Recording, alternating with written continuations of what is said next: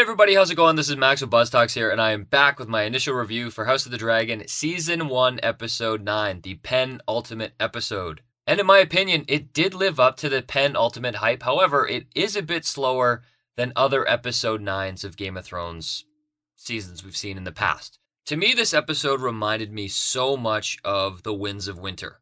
That was Season 6, Episode 10, where we see Cersei and everyone getting ready, and Cersei blows up the Sept of Baelor. It just had that tone. Whereas in this episode, we get to see every character during and after discovering King Viserys' death. And we're really just sitting with each character, seeing them process their emotions until the end of the episode where they finally crown Aegon. And that was the one thing I found really funny about this episode is this plot point of Aegon being missing. And you have Otto essentially using his men and Alicent Hightower using her people or her men to essentially find her son. And I'm pretty confident they just wrote this in the show for drama. We needed that drama. Because in the Dance of Dragons, the Histories doesn't talk about Aegon being missing. It was just a writing ploy that they used in the show to add stakes and to keep you on the edge of your seat. And I think it worked relatively well. I think the one mechanism that it was good for was really showing the intentions of Otto Hightower versus his daughter Alicent Hightower. I think they're walking a fine line because they are essentially betraying King Viserys' wishes. And I think the show is doing a good job completely showing us that these two characters are on the same side, but they have a very different way of going about it. And I appreciated that they're not painting Alicent Hightower in a villain negative light. She's telling herself and she's believing that King Viserys spoke of their son Aegon ruling, so she's buying into that. But the main thing is she wants to secure the safety for Rhaenyra. She still wants peace. And that was the main point of contention in this episode. When Aegon was gone, you have Otto Hightower bending over backwards to speak to Aegon first.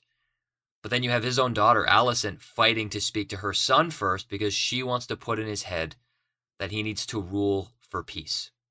Because at the end of the day, Alicent still cares for Rhaenyra and the family, and she doesn't want any bloodshed.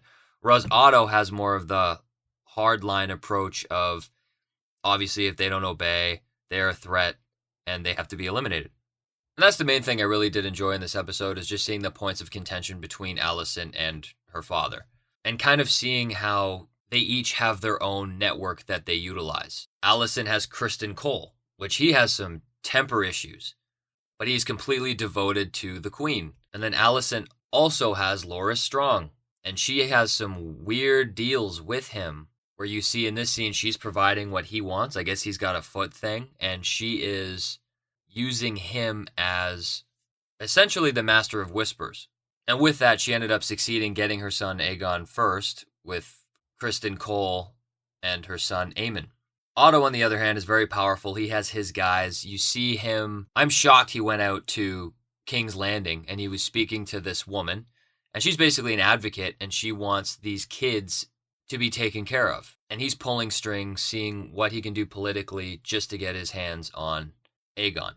And that's the funniest part about this episode is like even Aegon knows that he isn't supposed to be king. He knows that his dad didn't want him to sit the throne and he believes it not to be true.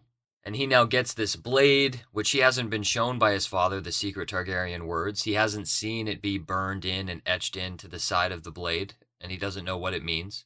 But the thing with Aegon that I noticed is as soon as he had the people cheering from him, his demeanor kind of changed. So he's a very weak individual, but he's somebody who seems like he's starting to get that taste for power.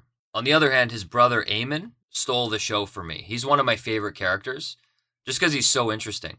And I respect him in a weird way. He has middle child syndrome and he does everything he can to be the best that he can.